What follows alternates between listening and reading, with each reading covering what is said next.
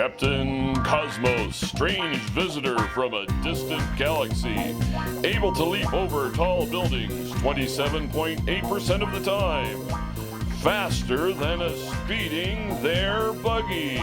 It's Captain Cosmos and Wonder Robot MVU.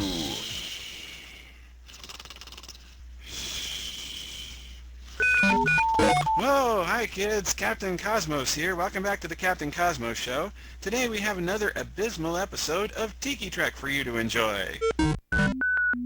Oh, that's right. Today's episode is a bit better than usual, as the company that puts these things out got confused, and they sent us one of those tapes with those all-new special effects sequences that they've added in. Yeah, it's got the same corny jokes and bad acting, but it looks fantastic. No, I really don't think they're interested in your recent oil change, but alright, I'll tell them anyhow. MVU, he got his oil changed yesterday. See? I told you they wouldn't be interested. Anyhow, today's episode is a time travel story, but unfortunately it's not a very good one. It's a sort of a lesser episode from the series, but it does feature the first use of the convertible shuttlecraft. What do you mean you get more fan mail than me? Oh well, anyhow kids, you enjoy this updated version of Tiki Trek. What do you mean more fan mail? So what, you get like 2 letters a week? What, 400? Hey!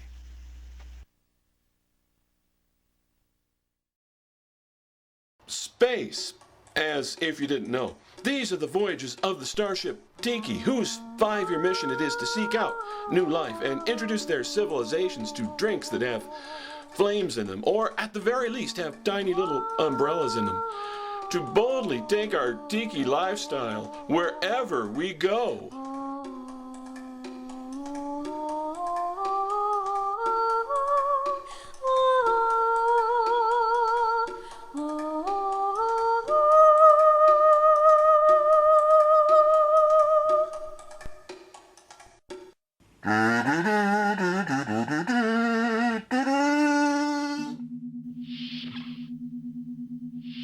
So the point of this briefing is, there's no coffee? Whoa, you're hot. Sir, the uniform? Oh, in that case, other yeoman, can you get me a cup of coffee? This briefing is... with extra sugar, please? How many lumps would you like, sir?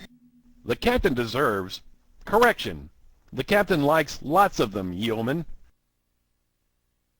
Thank you, Mr. Spock. I also like collecting butterflies. I take them and I put them in my cyanide jar, and once they're dead, I mount them. Ew! On the wall? Ew! In a picture frame display? Ew! If we can continue, this briefing is about the sentient object on a planet below us, the Guardian of Forever, as it calls itself. Can we just skip to the good part, Mr. Spock? Most of us saw the last episode already. And the Guardian has offered us the unique opportunity to witness our own future. Sounds exciting. I can see myself and how many medals and decorations I've collected over my career. We will be observing and recording only. Under no circumstances should anyone approach the eye of the Guardian. To cross over into our own future could be catastrophic.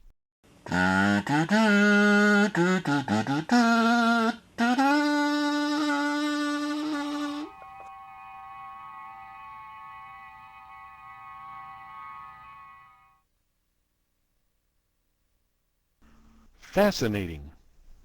What is all of this? Mr. Spock, look at this drink. This proves it. There were intelligent Tiki life forms on this planet. Just check out the size of that wet bar upstairs. Nevertheless, we must reach the Guardian. But you must admit this is a good find of scientific importance, Mr. Spock. I found this today. Maybe I can collect some of the local insect life as well. You and your butterfly collection. Seeing as how you're all staring at me, I think I'll go over here and call a shuttlecraft down to take us the rest of the way. Oh, I hope he's not going to be driving it. All right, crew, let's stay together, and please watch where you're going. Ah! Darn, that's the fourth crew member I've lost this week. Captain, it appears these tiki people of yours make extremely high porches. Ah, Mr. Spock, look. More evidence of tiki life culture on this planet. Well, sir, whoop-de-skip.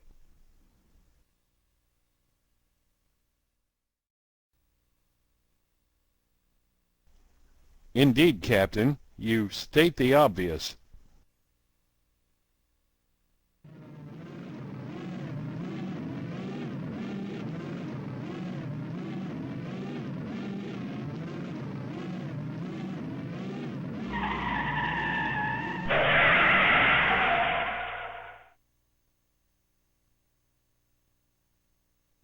I had to hold my breath all the way down, sir. The ragtop seems to have been slashed by some vandals.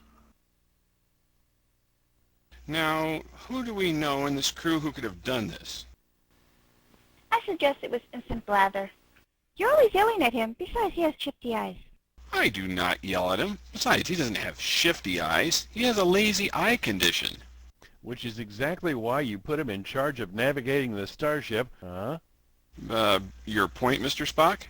is obvious, Captain Kirk. You, don't just stand there like a dummy with your teeth in your mouth. Press some buttons, man. And you, Ensign Blather, I can't believe you flew us into the center of that nebula. I'm sorry, Captain. I don't know what to do. I can't see. Can you tell me? Am I holding up one finger or two? Shotgun. Mr. Spock, I'm afraid you're going to have to sit in the back seat with the canister of spores. The rest of you can, walk.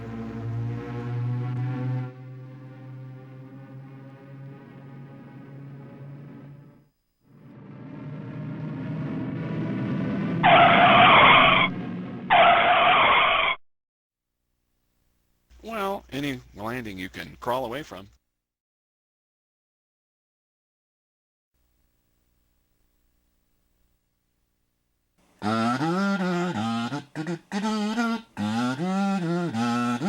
Yeoman, take a note. We need to put a regime of daily running into our plans. You took way too long to catch up with our shuttlecraft. Good plan, Captain. Welcome to the outpost at the edge of forever. We're just about ready to... If there was a McDonald's there, would you call it the McDonald's at the edge of forever?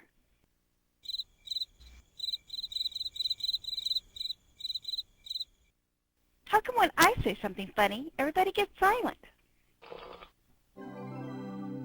Just about ready to watch the future of Starfleet.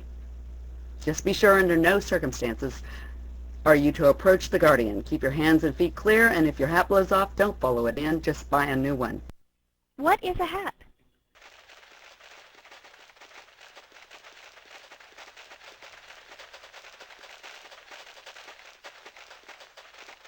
Approach and witness the future. Now that is impressive. The Guardian, Captain? No, that festive swarm of springtime insects over there. Huh? Oh, darn, I left my butterfly net in the shuttle.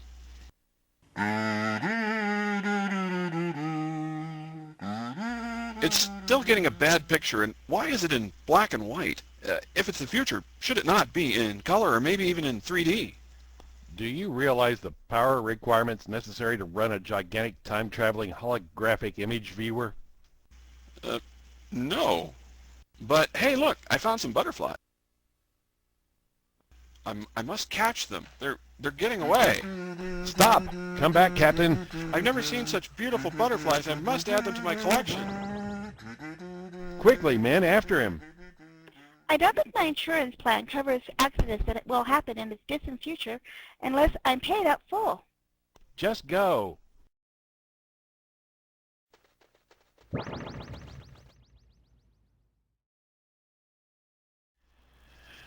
I didn't know what to do with my old car. This old rust bucket. I mean, should I give it away? Maybe have it towed? Maybe I should shoot it? Then I had this idea. I went to pay my friends a visit at ZMW Body Works.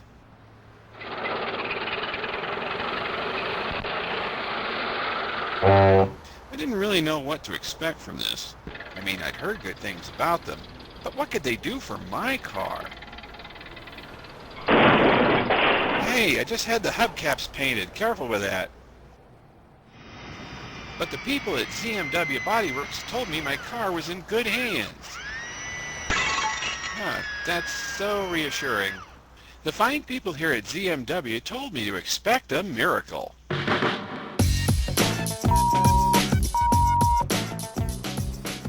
Wow, I'm speechless. What can I say? I can't even believe it's the same car. Now, ZMW can't promise miracles like this for every car that comes through, but if they can do this with my old jalopy, imagine what they can do with your car.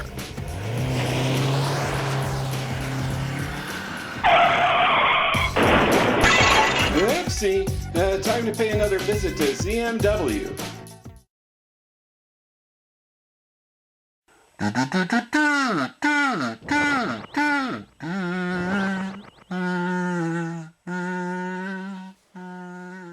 What happened to that insect you were chasing, Captain? Well, with all the flashing lights and colors, I think I may have stepped on it. Captain, don't you realize that stepping on a butterfly is one of the big no-nos in cliché-ridden science fiction television? Bringing insects through the Guardian is not advised. Yeah, didn't you ever see The Fly with Jeff Goldblum? So, what, we grow butterfly wings or get 7 years bad luck? Should you survive, I hope you'll consider another journey through my opening. Ew! Say, where did the rest of the crew go? There were more of us chasing you through the Guardian's opening, sir. Fascinating. Perhaps in this reality we're on an even smaller budget than where we came from. What makes you think that, Spock? Just observe the landscape around you. Or, for that matter, check out your hands. We appear now to only exist in 2 dimensions. Great Scott, I will never step on a caterpillar in anger ever again.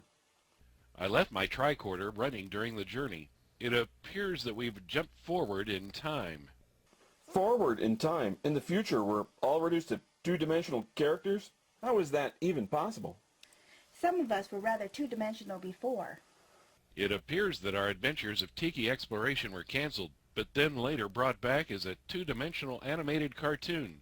You learned all that from those fuzzy images you got from the Guardian? Indeed, Captain, I did. That and the script for Tiki Trek the animated series lying here on the ground. Men and women, this is no time to panic. We should beam back up to the ship. An excellent idea, Captain. Spock to USS Tiki, 8 to beam up. 4. Correction, 4 to beam up. Then I can see how my butterfly collection is coming along years into the future.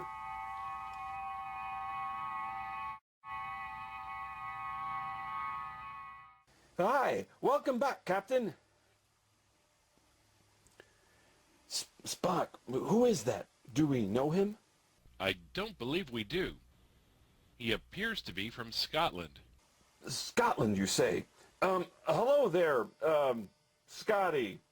Sir, I hardly think that calling him by that stereotypical name will work. It most likely will result in... Hi, Captain. For a second there, I thought you did not recognize me. Fascinating. So, Mr. Scott. Hi? That is your name, right? Aye, it is, Captain. Maybe I did not have the phase converter shifted in the right polarity. Yes, I do feel a bit flat right now, but I'm getting better with every moment. Oh, don't you worry, I'll have it fixed in no time at all. Wow, what are the odds? Do you mean the odds of actually meeting someone who is not only a walking stereotype, but bears both a nickname and a real name indicative of such, or the odds that our captain might actually have caught on to that fact and used it to his advantage? Both? 9,478 to 1, or 124,456 to 1.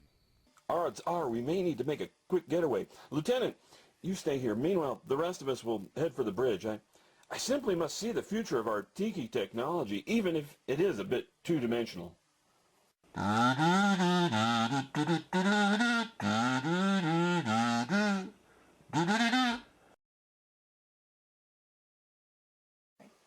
Walking down these hallways feels very odd. Yes, I know what you're talking about. I'm not sure I understand how it's possible to walk down a two-dimensional corridor. I have noticed a distinct lack of palm trees on the ship. If you recall, our corridors have a regulation palm tree every 20 feet. I find that disturbing. Why?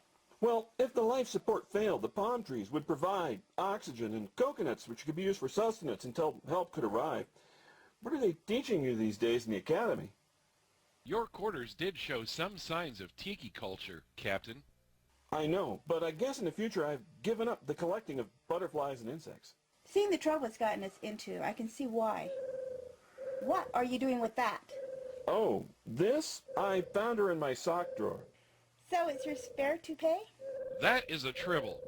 I thought we had a talk about keeping one as a pet, and how that would be a very bad idea, Captain. It's okay. I've trained it to only eat socks, though many of the socks in my drawer now seem to be of the wrong size and color. Socks? Well, at first I trained it to eat only the underwear in my underwear drawer. I am almost certain that I do not want to hear any of this. Before that, I tried to get it to live in my toupee drawer.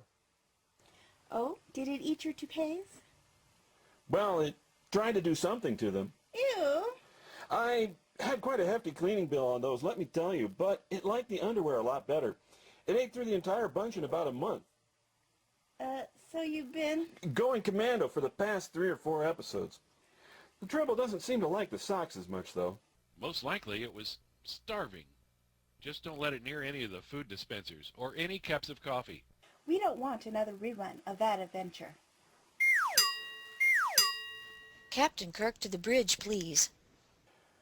We're on our way. When we get to the bridge, I will be able to analyze the recordings that I took on my tricorder in greater detail. That's good, Spock. Thank you, Captain. It was a question. I really didn't understand any of what you just said.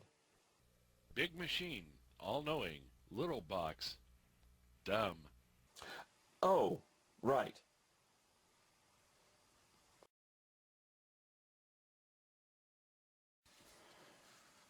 What seems to be the problem? Your new yeoman brought you your coffee, then got extremely agitated while waiting for you to finally get here. I think it's way cold by now. Get rid of that Tribble. You don't want it drinking that coffee. Spock, do we have one of him? The Asian-looking one, or the Russian-looking one in the cheap Beatles wig? I don't think we have either. Hey, Rusky. Ooh, me, Captain? Well, I suppose it was too good to happen twice in a row. The odds were 278,634 to... Here, you can have this. Think nothing of it, my good man. What do I do with it? Well, you could hollow it out and wear it. Ew! But it loves to play with socks. Why don't you go stick it in your sock drawer? Oh, thank you, Captain. Thank you very much. So, time to explore a new world. Set course for, the next planet on our list. That would be difficult, Captain. Why? Don't we generally have a list of places we're going next? Yes, but Chekhov is not here. Oh, right. Chekhov, the, famous Russian playwright? No, Chekhov, the navigator you just gave that fuzzy thing to. Oh, right. Thank you, Mr. Captain, I highly suggest you not try that gambit a third time.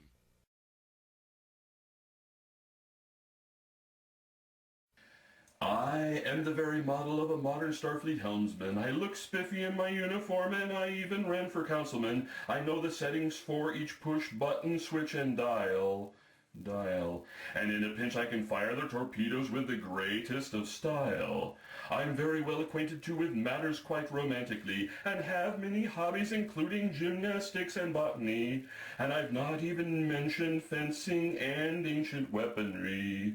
I'm oft described as a swashbuckler out of the 18th century.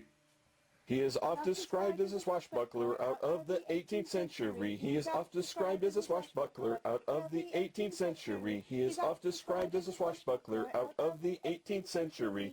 I've guided the ship from the Antares maelstrom to the moons of Nibia. I know how to win when we play that awful game of Star Trek trivia. In short, in all matters concerning the turning of this starship, they all want me at the helm because I really am quite hip. He really is quite hip.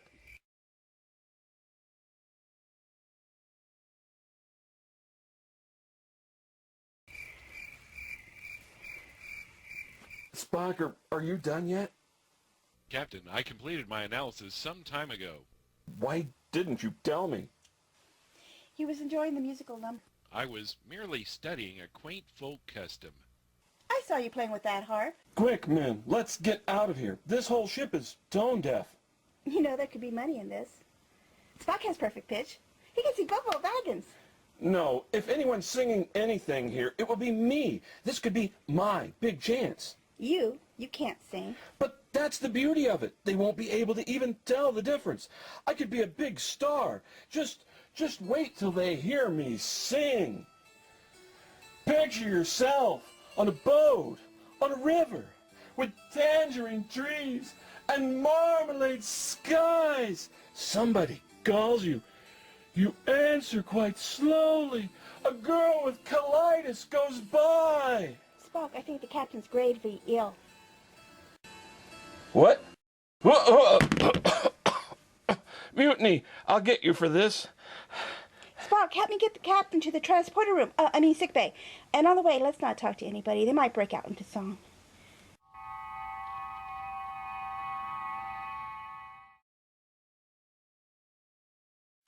I can't believe you ruined my shot at fame, Mr. Spock.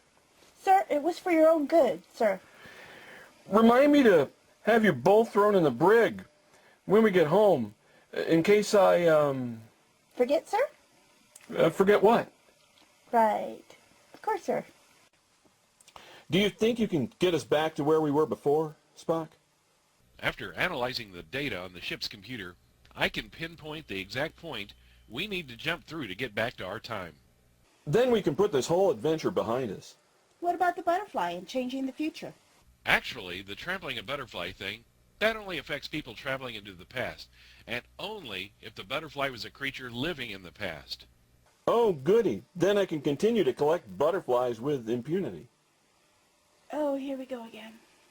Be sure to sign your release from liability forms before jumping through my opening.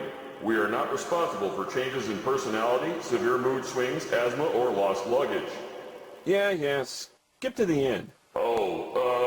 Frequent use may lead to senility, plot complications, low ratings, occasionally resulting in Mary Sue syndrome, and a small percentage of travelers may experience or cause death.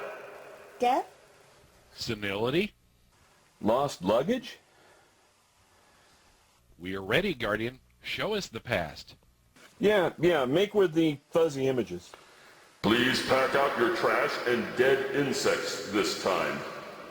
I have attuned my tricorder to the Guardian, and will be able to tell us exactly when to jump. Going through at the wrong time could be disastrous.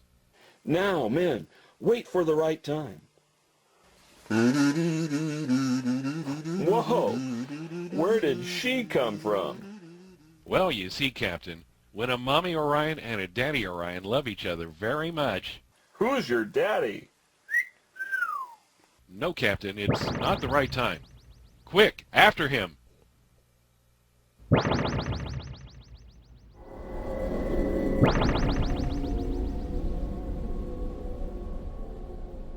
Where did she go, Spock? I saw a green Orion girl standing right here. I saw you jump through a second after you saw her. Unfortunately, at the speed the Guardian was running, a second would have meant decades.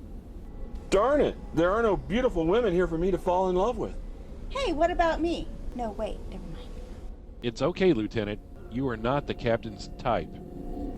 I'm not his type. I'm young, female, and breathing. What more does he need? Or does he prefer them some other way? Not at all. It's just that the captain prefers his women to be guest stars that he can fall madly in love with, and then leave them, or have them conveniently die, before the end of each episode. Oh, he prefers drop-dead divas. Say no more. Speaking of which, my lips don't move anymore. How will I kiss women? In this future, we all seem to be mute, but can communicate with each other thanks to my superior Vulcan mind techniques. Oh, yeah, right. Like I believe that. So where are we? Well, this is more like it. Yes, we do seem to have gotten our missing dimension back. This set's a lot bigger, too. Hey, check out the lighting. But it's still not quite right. It appears that when we jumped through, we ended up even farther into our own future. How much farther? Difficult to say, Captain. Yeah, there's no script lying around to clue you in this time, huh? I will need, again, to use the ship's computer to analyze what I've recorded. I suggest that we beam up to the ship and that we take as few crew members as possible. We don't want to create another incident. Good plan, Mr. Spock. Ensign Expendable, you stay here. Ideally, I was going to suggest that you stay here, Captain. What was that? Nothing. Enterprise, 3 to beam up. Ensign Expendable will be staying here. Wasn't Ensign Expendable a guy before? Well, you can never tell what gender a person is online.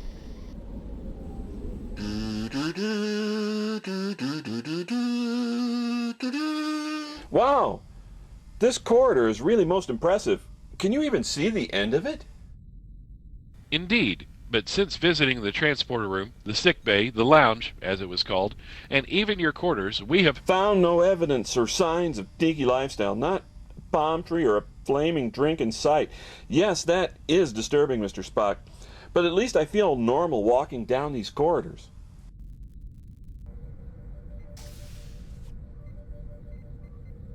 Wow! Now, Spock, this is what I call a bridge.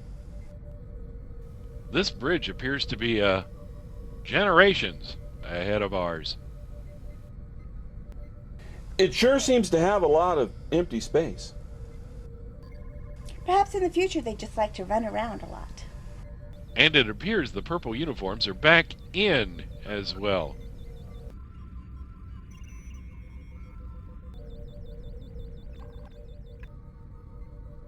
I also seem to have an entire new set of dance moves, Captain.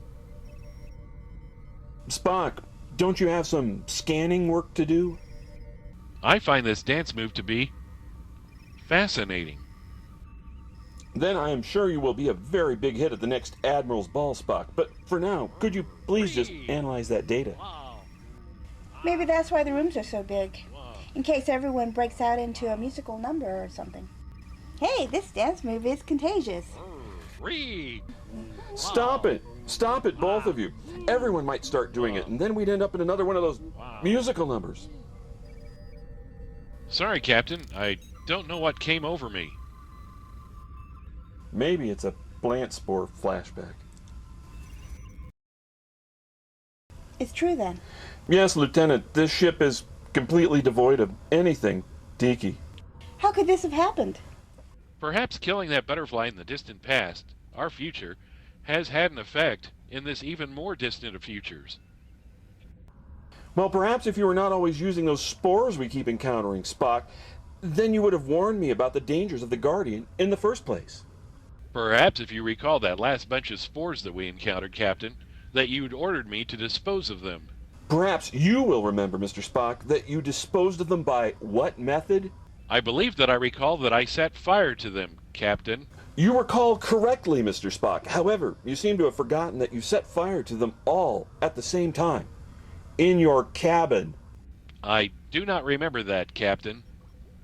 I do recall that, and furthermore, hauling you out of a Jeffries tube in the middle of the night after you thought you saw the great white tribble crawling in there. And I recall we need to be coming up with a plan to get us back to our own time. So here we are with no signs of our beloved tiki lifestyle. So here we are with no plant spores. I mean no palm trees in sight.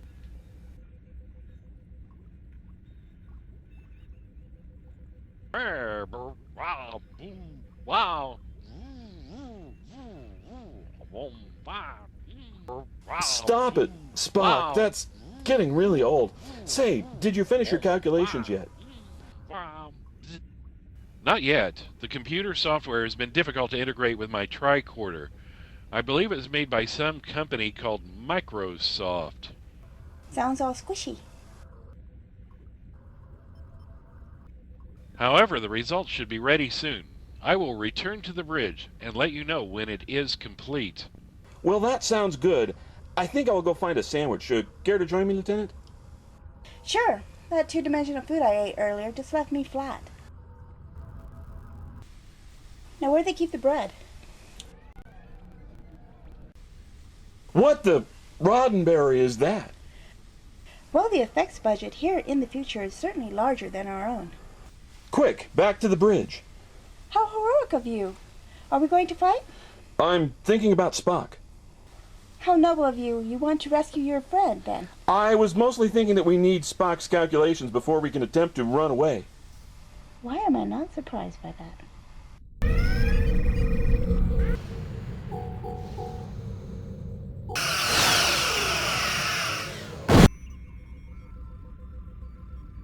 Captain, what do we do? Return fire with all weapons. Well, if you think that's a good idea...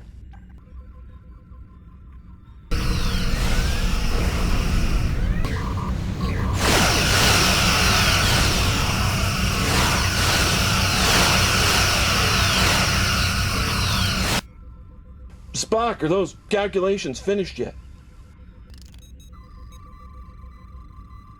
Just now, Captain.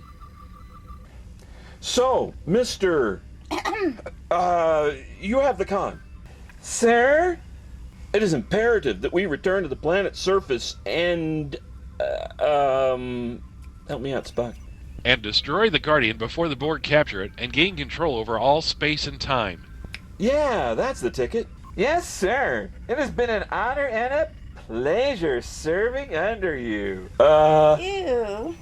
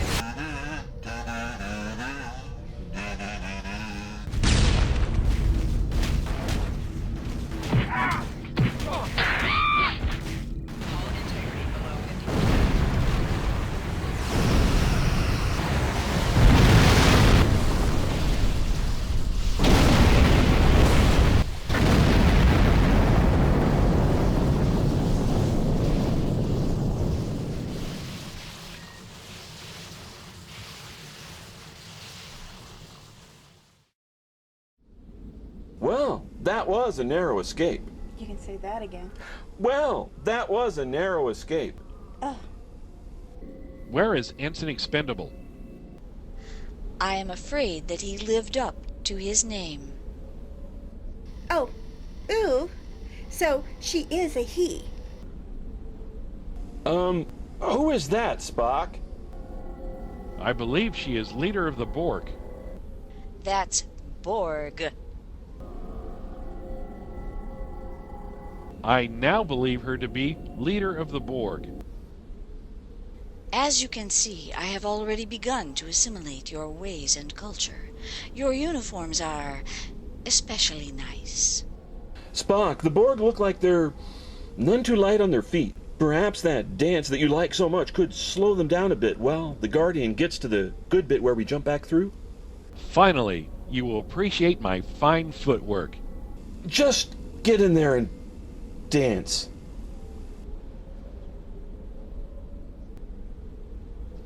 What is this strange dance? I must assimilate it. Just move your arms like this, Queen.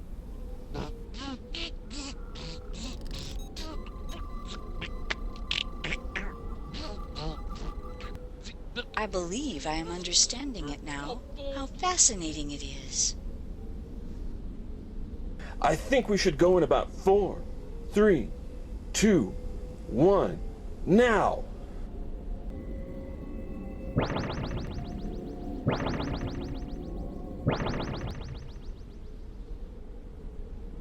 What? We have been deceived by these puny humans. We are not amused. Enough of this stupid uniform. I will not be distracted by their strange customs again. Where are we now? Kirk said, looking around nervously. Well, this looks like the Guardian, she said, looking at the glowing archway that was the Guardian forever. My lips seem to be working again, Kirk said, making some silly faces at no one in particular. And I can hold my flaming banana drink again, but why do I keep describing what I'm doing? Said Kirk as he kicked the dirt absent-mindedly. I'm describing what is around us and what actions we're doing. Wait, I know where we are, she announced, having come to the obvious conclusion. Well, I think I've come to the same conclusion, Kirk said, bluffing as he was clueless. We have gone too far into the future this time. Our adventures have been cancelled and we have been reduced to doing books on tape, she announced, waving her arms in the air like a noob. Fascinating, said the intelligent first officer. An entire reality based on the spoken word. But what does it all mean? Kirk said in utter confusion, about to cry like a little girl. It means with zero budget, we can still have whatever we need for our adventures, she said. We have unlimited potential. Really? Then I could be immediately surrounded by a beautiful harem of green Orion slave girls. Kirk looked around hopefully, only to see a solitary, dry, dead tumbleweed roll by in the dirt. Sorry, Captain, she said unsympathetically. You have to be the author to affect the storyline, she said, wondering about her nails. Perhaps you could hire a ghost author to expand on your ideas, she said, wondering idly if Kirk actually had any ideas of his own. Hey, I know an insult when I hear one narrated at me. Kirk whined like a little boy who was way past his nap time. Who is writing this crap? I think it's obvious who the author is, Spock said heroically, taking out his tricorder to do more scans. Looking at Spock suspiciously, it's beginning to sound a lot more like a bad fanzine story. I've heard about those, and know where they always lead, Kirk said, becoming very, very nervous. Spock, we need to get back to our own reality before I start winking at you. Glancing slyly at Spock, the author should be able to write us out. No, not out. Don't write us out. Write a way out for us, Kirk begged his first officer on his hands and knees. And besides, that Borg Queen could show up at any second. And in this world, she could have a lot more minions than just one expendable lieutenant, she blurted out awkwardly. Wielding his trusty tricorder, Spock turned towards the portal. Wait! I believe I have found the Guardian's pause button. I will just fast forward the Guardian to the appropriate spot. Spock moved with purpose to the Guardian's previously hidden controls. And now, I shall pause the image at the exact moment we need to jump through. Won't we be stuck on pause on the other side? The pause will only last 5 minutes, said Spock, raising an eyebrow at the amazingly limited intelligence of the creatures who surrounded him. It helps to prevent the VHS videotape the universe actually runs on from getting all scrunched and crumpled. Whispering to Spock, so you wrote this, didn't you? Indeed. It appears that in the future, at least I still have a career, Spock said, smiling on the inside. Huh? What was that? Kirk began to wonder as Spock quickly pushed him through the Guardian's entrance.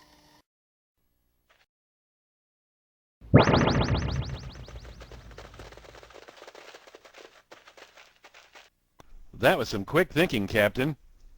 Yes, I was rather brilliant, wasn't I?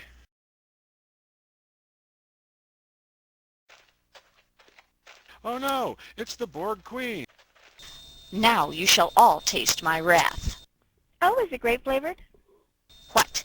What trickery is this? What, you never heard of the Grace of Wrath? No, but I saw the Wrath of Khan, and you are not going to be able to deceive me with your human treachery this time. Hey, Mr. Spock, I've got a plan. I don't believe it's a good idea for you to hit on her, Captain. I don't like the looks of those implants. Then I'll just have to take one for the Federation. Hello there, Queen. I'm James T. Kirk. Come here often? Say, would you care to assimilate me first? What is it you hold in your hand, human? I must assimilate it, along with you and your crew. Ah, you're interested in the flaming banana drink. Why don't you come with me this way? I'll show you how it works.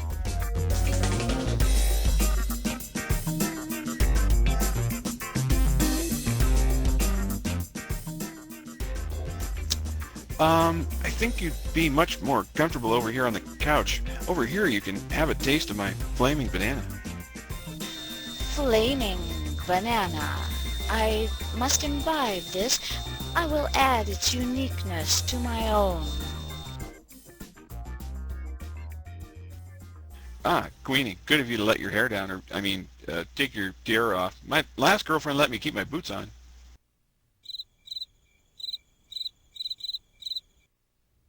Without my headpiece, the entire collective cannot listen in. A little more private this way. Well, why don't you go ahead and take a sip, Queenie? It's quite delicious.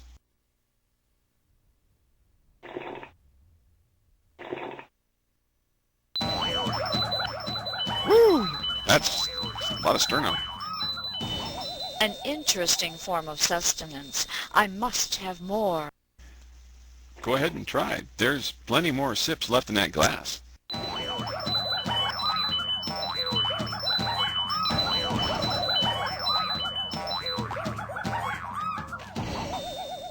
Is it getting hot in here?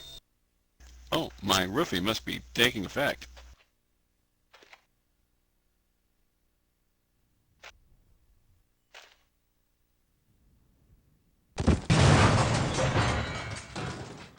Well, that appears to be about it for the Borg Queen.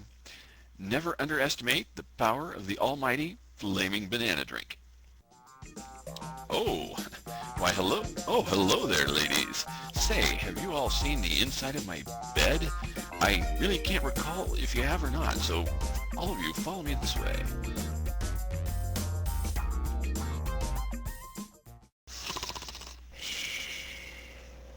Captain, Huh? Captain, What? you need to wake up. You missed the whole mission. And Spock had to go without you. The whole mission? What was in that coffee, Yeoman? Was that decaf? Go out and get me a fresh cup of coffee. No, wait. Make it the whole pot. I wonder how this happened. I guess I might have been sniffing too much of this glue. Where's my coffee, Yeoman? Oh, hey, wait. That dream gave me some great ideas.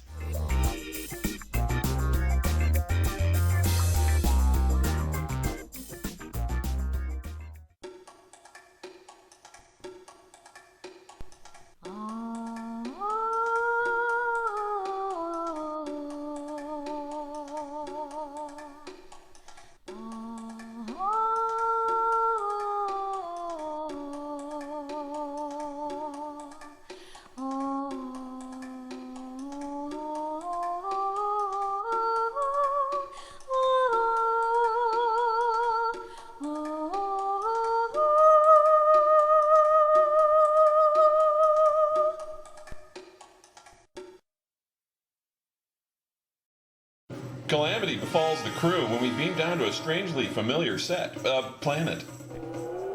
Indeed, you are correct, Captain. It is colder than a Klingon's butt out here. Follow me, men. We must find some shelter.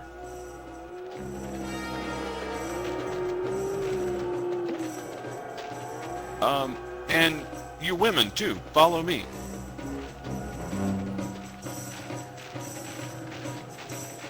This place looks inviting, Captain. Don't be too hasty. This could be an elaborate trap. Interesting. See, Captain, it's nice in here.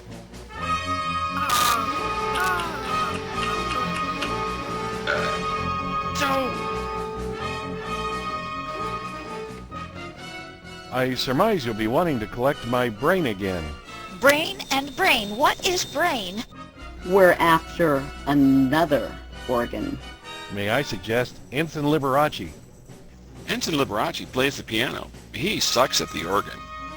Whoa! I'm sorry, kids. That preview's a bit too hot for you to be watching at home. Well, tomorrow's show will be better. It's the one where they run out of money when they're building their sets, and it's this episode set in the Wild West, and they use cardboard to build all their sets with, and, well, now that I'm thinking about it, that's basically every episode. Never mind. Oh, you can't use that service and mention its online name on the show, even if your name happens to have some similarities with it, Wonder Robot MVU. I mean, that would be like giving away free ad space. Well, maybe I should change your name. How would you like to be called Wonder Robot SL then? How do you like them apples? I am not repeating that. Here's the secret message for today, kids. I can't believe you say this stuff on the air. It's a good thing I'm the only one who understands you. What if practices and standards could understand what you're saying? We'd be closed down and faster than the... sorry about that. See you next week, kids.